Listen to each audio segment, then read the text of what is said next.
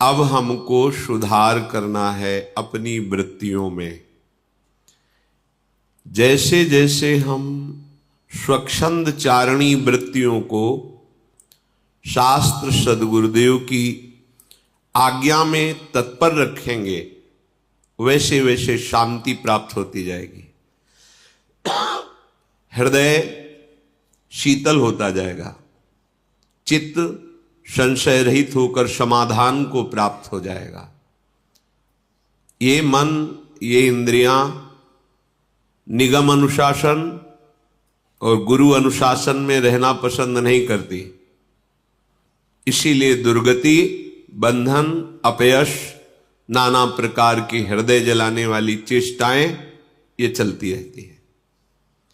यदि हम शास्त्र का दासत्व स्वीकार करें, अर्थात शास्त्र आज्ञा के अनुसार चले, गुरुजनों की वाणी के अनुसार चले, तो हमें जो संयोग प्राप्त हुआ है इसमें प्रेम प्राप्त होना दुर्लभ नहीं है। यद्यप सबसे दुर्लभ बात है ये प्रेम प्राप्त होना। मोक्ष से भी अनंत गुना सुख श्री प्रिया प्रीतम की रूप माधुरी, लीला माधुरी, गुण माधुरी जहां बरस रही है, ऐसे चिदानंदमय धाम में चिदानंद बपू धारण करके उनकी सेवा में संलग्न रहना, इससे बड़ा कोई सुख नहीं है। वो हमें सौभाग्य मिल गया है।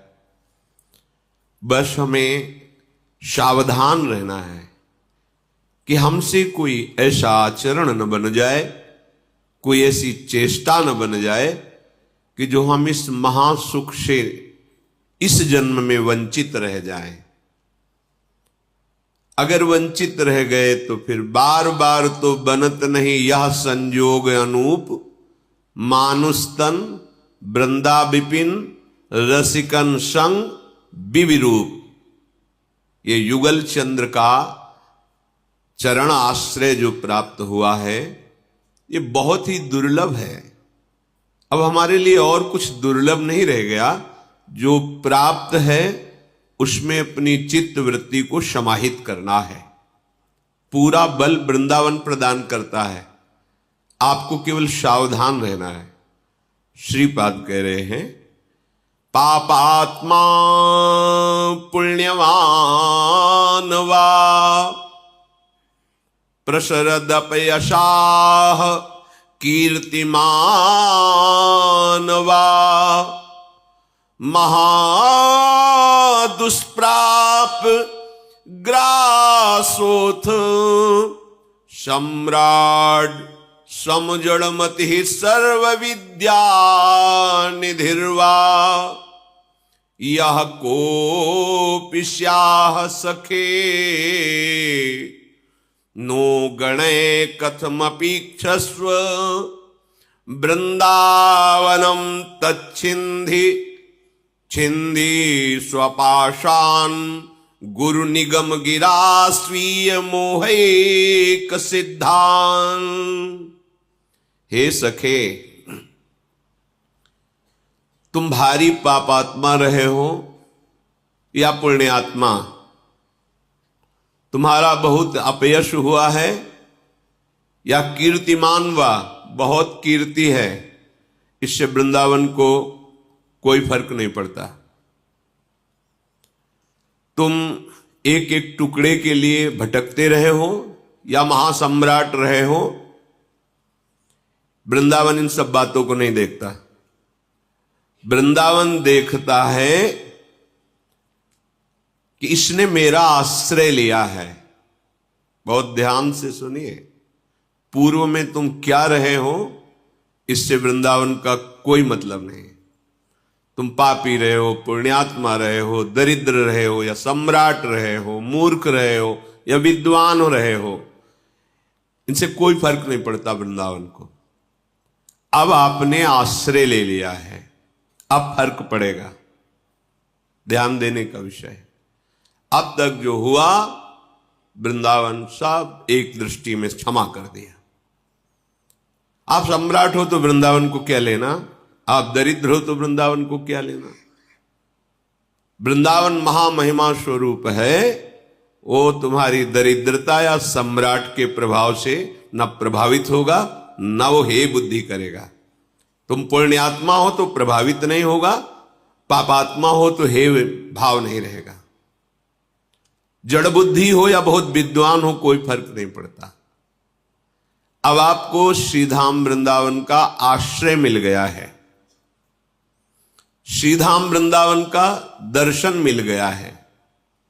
कथमपीक्षस्व वृंदावनम, न गणे, गिनता नहीं वृंदावन इन सब बातों को। वृंदावन का दर्शन मिला तो छिंद छिंद स्वपाषाण, काट दे अपने बंधनों को काट दे। हे सखे छिंद छिंद स्वापाषाण, ये जो तुम्हें बांधने वाले कर्म हैं जन्म जन्मांतर के, इनके काटने का अवसर मिल गया है। तो कैसे काटे? तो कह रहे गुरु निगम गिरा स्वीय मोहिक सिद्धान।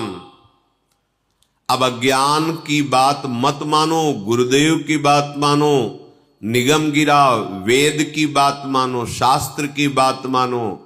श्रीधाम वृंदावन का आश्रय और सेवन करो तो तुम्हारे सारे बंधन कट जाएंगे। दुख, शोक, पाप, जन्म मरण, नाना प्रकार की कुवासनाएं, चिंता, ये सब भस्म हो जाएगी। पर स्वपाषाण, आपने ये बंधन स्वीकार किया है, अब छूटेगा।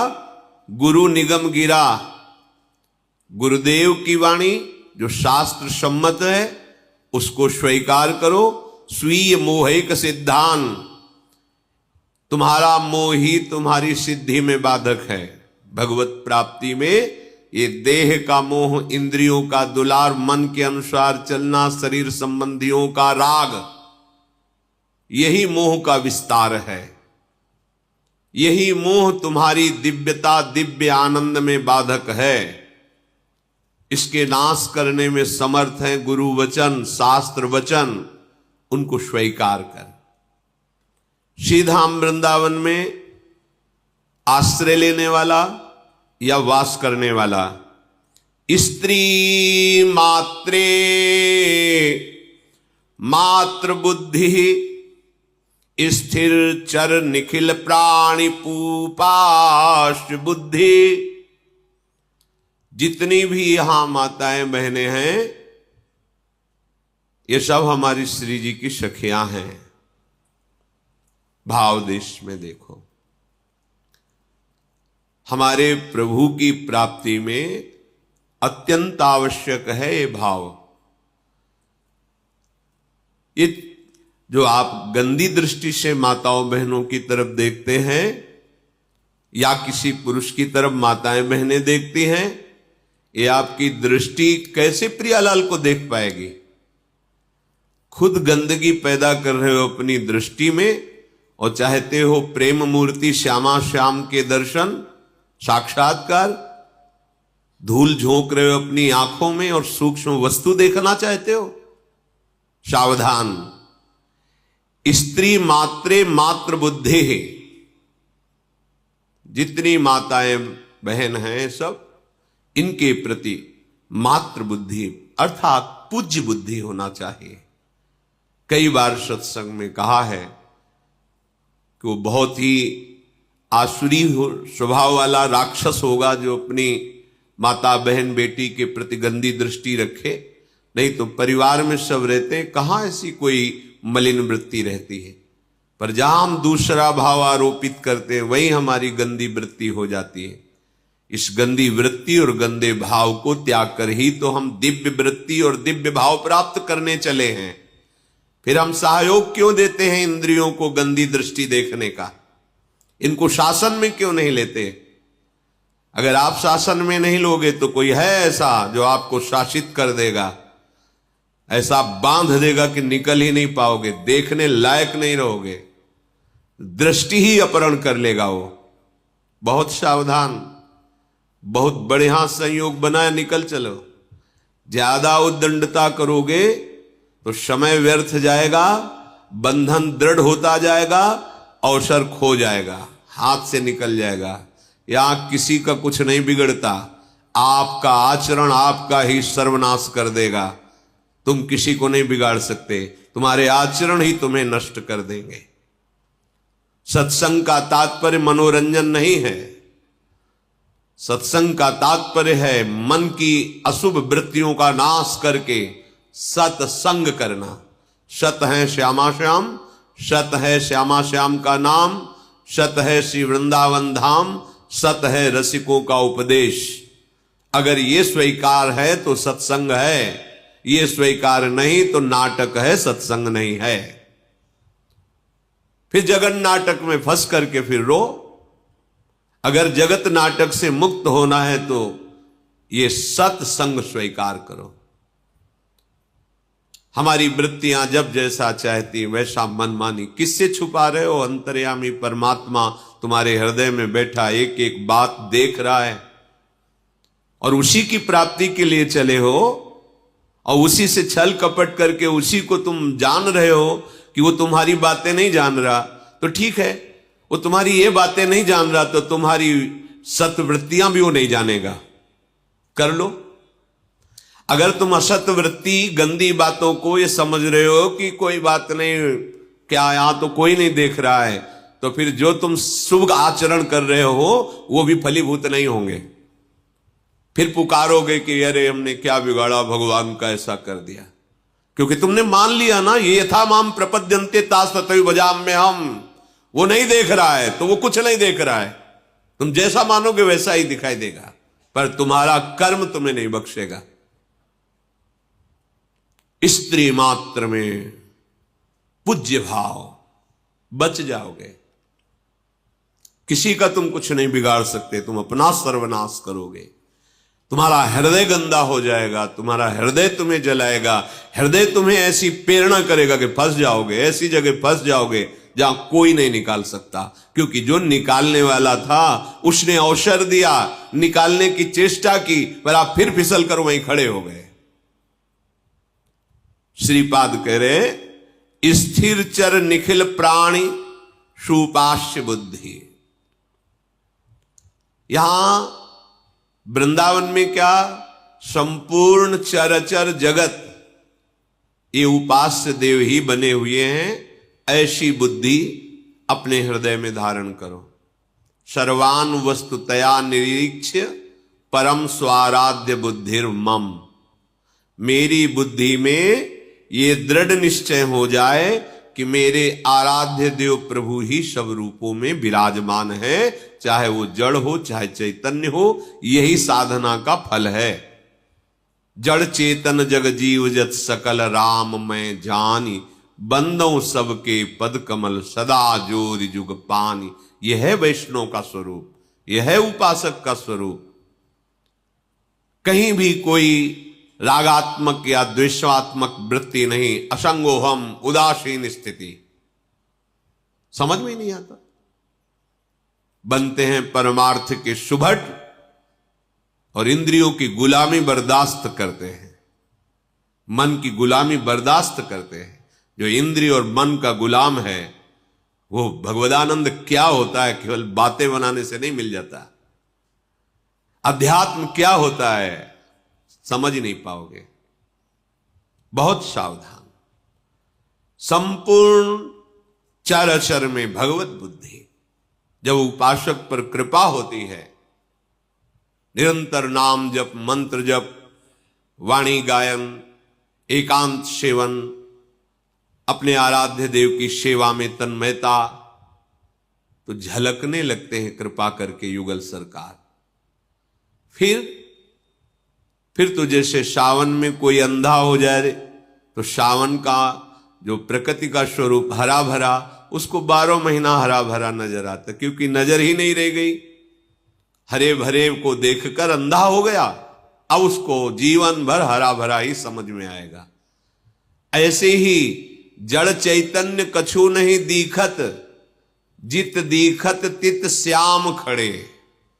बिहुल बिकल संभार न तन की, घूमत नयना रूप भरे।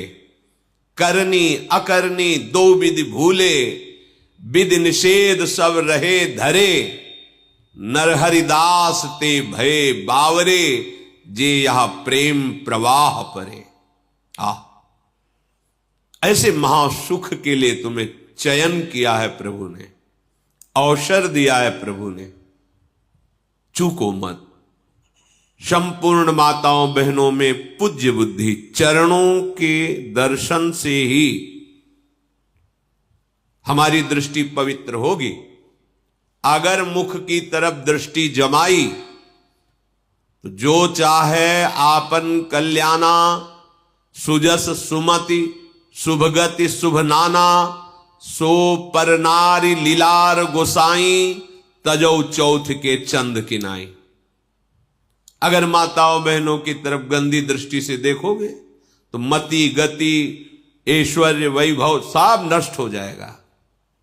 जिसने भी इतिहास साक्षी है माताओं बहनों की तरफ गंदी दृष्टि से देखा, वो चाहे जितना बड़ा वरदानी या बलशाली रहा हो, धूल धूसरित हो गया, नष्ट हो गया।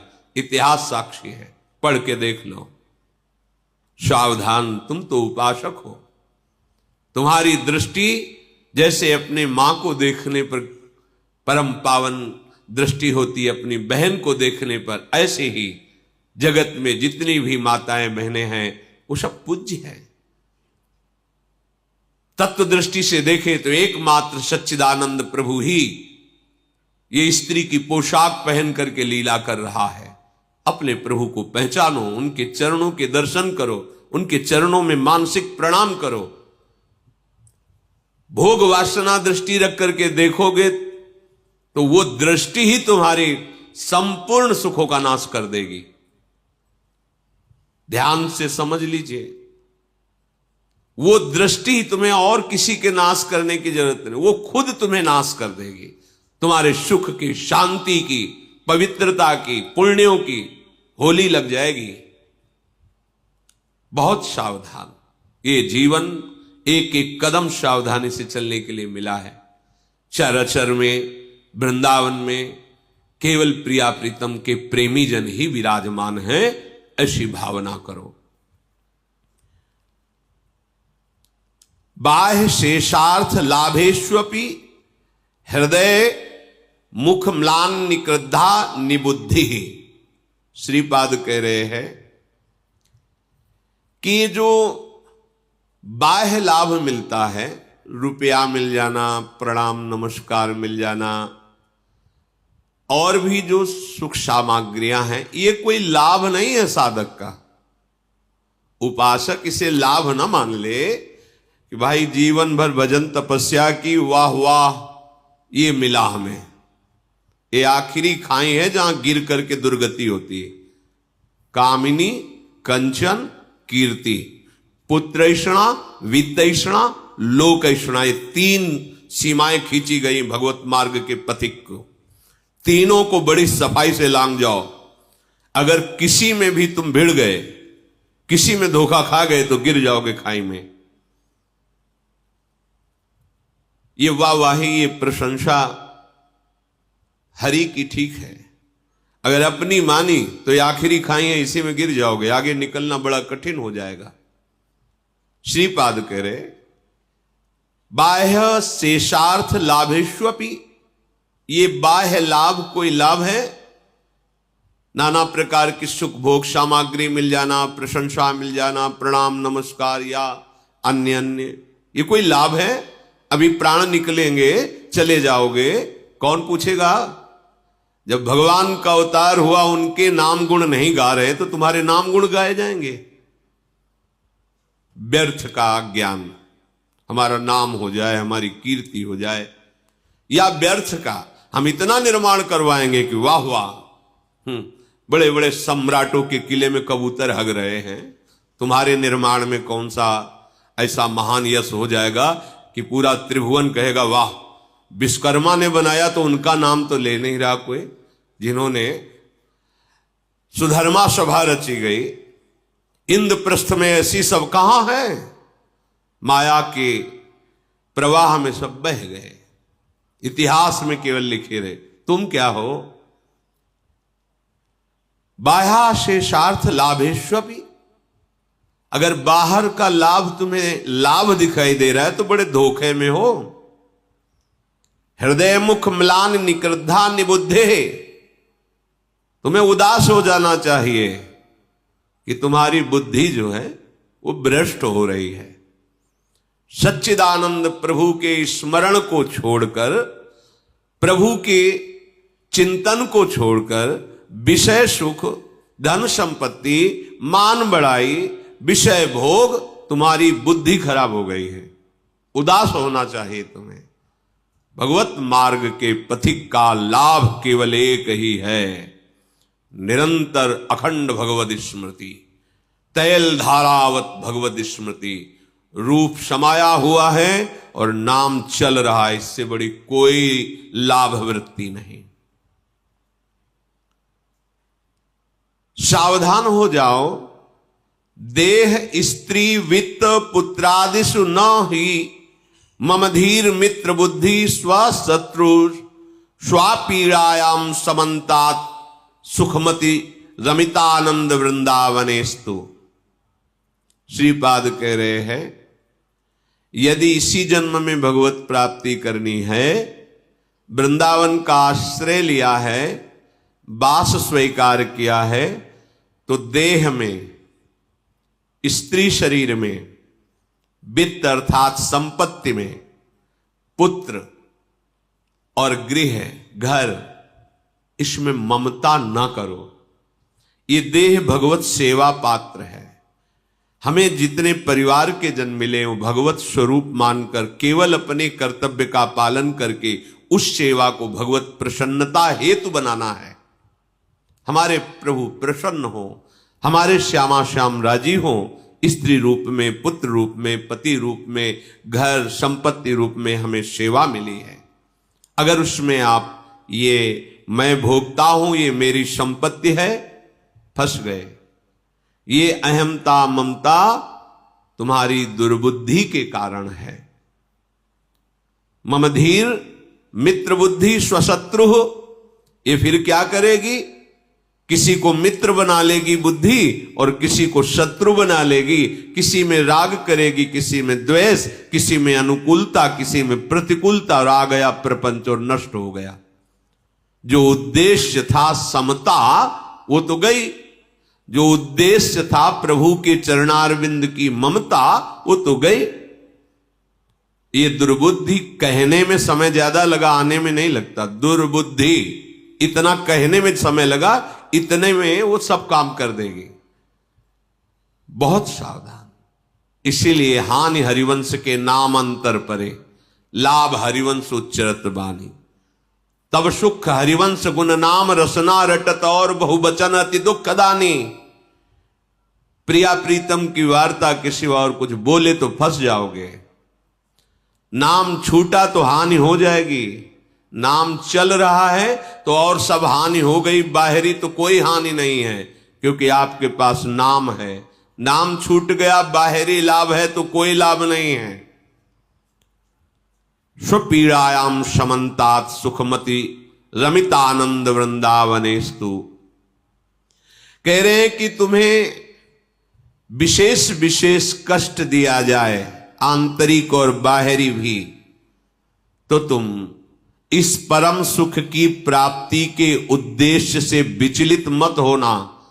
तुम्हें अपरिसीम आनंदमय श्री वृंदावन ने स्वीकार किया है। बस वृंदावन को पकड़ लो, आश्रय ले लो, बस ये आपको प्रिया प्रीतम से मिला देगा, ये सारे सुखों से मिला देगा। ये सत्संग आचरण में उतारने के लिए है। सत्संग की बड़ी महिमा है, पर वो महिमा तभी फलीभूत होगी जैसे औषधियों से युक्त करके आपको बढ़िया रसोई पवाई जाए जो स्वस्थ बलवान बनावे। आप पाओ ही ना, रसोई तो तैयार हो गई, आप पाते ही नहीं है, तो क्या करेगी वो? आपको स्वस्थ बलवान थोड़ी बनाएगी। आपने पा लिया और बमन कर दिया, फिर भी नहीं होगा। अपने लोग कुछ ऐसे ही है, सत्संग सुनते हैं, आचरण में नहीं उतारते। सुन लिया और दूसरे को सुना दिया, बमन कर दिया, पचा नहीं पाए। क्या लाभ मिला? 20 वर्ष सत्संग वैसे के वैसे, ये दुष्ट मन वैसे का वैसे ही सुरक्षित बना हुआ है, इस पर कोई प्रहार अभी तक नहीं हुआ, क्योंकि इसी का दुलार चलता चाह। कैसे हमारा मन हमको शांति प्रदान करे? वो कहेगा भोगों में शांति है, और भगवान कहते त्यागात शांतिरनंतरम। किसकी माने, मन की या भगवान की? अगर सत्संगी हो तो तुम्हें समझ में आ गया होगा कि हमें किसकी बात माननी है। पर मानते किसकी हो? मन की। न गुरु भगवान की, न सच्चिदानंद भगवान की। मन भगवान की बात मानते हैं हम। मन हमें हमारा भगवान है, वो जैसा कहेगा हम वैसी बात चलेंगे। क्या हाथ लगेगा? अभी तक इसकी बात मान करके ही तो हम भगवत विमुख रहे हैं, अनंत जन्म हो गए। इसलिए वृंदावन का आश्रय, वृंदावन का वास हमें जो मिला है, हम अपनी बुद्धि को इस रहने से युक्त करें। समस्त माताओं बहनों में पूज्य भाव, इनके चरणों में प्रणाम करके कि हे प्रभु, हे नटवर नागर, आप इसी रूप में हो। नाथ, मेरा मन कभी आपके इस रूप में दोष बुद्धि न करे, कभी भोग बुद्धि न करे। हे नाथ, आप ही जड़ चैतन्य रूप में हो। प्रभु, मुझे कभी भ्रम न होवे कि आपके सिवा और कोई है। अंदर ही अंदर प्रभु से प्रार्थना करें। हे नाथ, ये शत्रु मित्र अनुकूलता प्रतिकूलता का व्यवहार हमारे हृदय में व्यापे नहीं, सदैव हम आपके स्मरण में बने रहे। ये दिव्यता है, ये दिव्य मार्ग है, अध्यात्म मार्ग। कोई पार्थिव मार्ग है क्या? ये दिव्य मार्ग है। दिव्य भाव रथ पर बैठकर इस मार्ग में चला जाता है। अगर भाव रूपी रथ ही नहीं तो तुम अध्यात्म मार्ग में चल ही नहीं सकते। जैसे धरती पे चलने के लिए अलग वाहन है, आकाश मार्ग में चलने के अलग वाहन है, ऐसे अध्यात्म मार्ग में भाव रथ पर बैठकर चला जाता है। भाव ही नहीं तो क्या?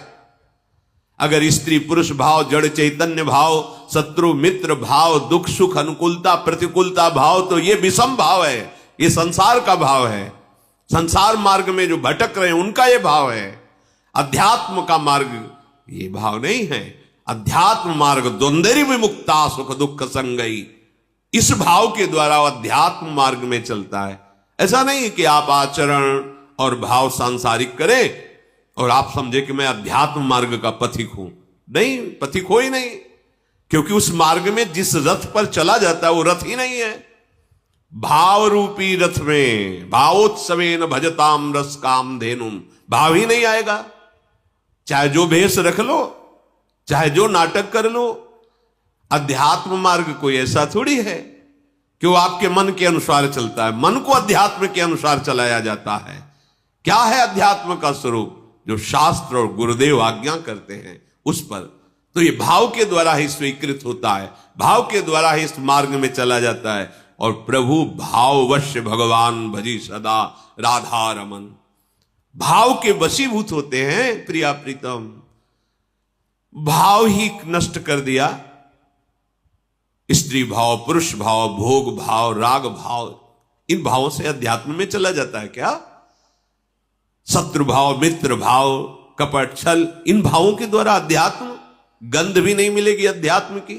पूरा जीवन ऐसे व्यतीत कर दोगे, खाली खाली के खाली। तो आप तो कहते हैं वृंदावन में अगर भजन ना भी हो तो भगवत प्राप्ति हो जाती, फिर खाली कैसे रहेगा? क्योंकि आप उस समय अपराध वृत्तियों से युक्त हो जाएंगे। जब आप भाव से नहीं चलेंगे तो आपके अंदर अपराध वृत्तियां जागृत रहेंगी, तभी तो भाव नहीं बना है। वो अपराध वृत्तियां ऐसी करेंगे कि फिर गति बिगड़ जाएगी। वृंदावन यही विधि बसे तज के सब अभिमान, तृणते नीचो आपको जाने सोई जान। वृंदावन बस के इतनो बड़ो सयान, जुगल चरण के भजन बिन निमिष न दीजय जान। यह है, एक क्षण भी श्यामा श्याम का विस्मरण नहीं। साप के प्रति चरण वंदना, स्वयं में अति दैन्यता, वृंदावन कृपा कर देगा। भाव नहीं है तो फिर ये जो भाव का अभाव है, इसी में सारे विकार होते हैं, और इसी से निंदा स्तुति मान अपमान, ये प्रपंच, तो ये अपराध बनेगा। अपराध बनेगा तो फिर उसका दंड मिलेगा। दंड अमृत है अपने लिए, दूसरे के लिए नहीं। अपने लिए क्षमा विष है, दूसरे के लिए क्षमा अमृत है, दंड विष है। जहां तक हो हम दूसरे को क्षमा करें, पर अपने को नहीं। अपने को दंड चाहिए। ये उद्दंड मन, ये उद्दंड इंद्रियां बिना दंड के सही रास्ते पर नहीं आती। हम दूसरे को तो दंड देने में बहादुर होते हैं, अपने को क्षमा कर देते हैं, कोई बात नहीं। दूसरे की बड़ी से बड़ी बात को हम कह सकते हैं कोई बात नहीं, लेकिन अपनी बात को कोई बात नहीं ऐसा नहीं कहेंगे। एक छोटी सी भी बात के लिए हमें प्रायश्चित करना होगा, हमें उसके लिए दंड सहना होगा, तभी ये उद्दंड मन काबू में आता है। लेकिन प्रणाली दूसरी है। यहां दूसरे के एक छोटे से अपराध को बहुत पर्वत की तरह करके विस्तार से दिखाना और अपने पर्वत जैसे अपराध को बिल्कुल छुपा लेना, यह परमार्थ के पथिक का स्वरूप नहीं है। परमार्थ के पथिक का स्वरूप है एक राई जैसे अपराध को पहाड़ करके मानना। अगर अपना छोटा सा भी अपराध है, गलती है, तो उसे पहाड़ की तरह मानना। हे नाथ, कब दूर होगा। गोस्वामी जी कहते, जो मैं अपने अवगुण कहूं, बाढ़ई कथा पार नहीं लाऊं। इतना मैं, ये क्या है?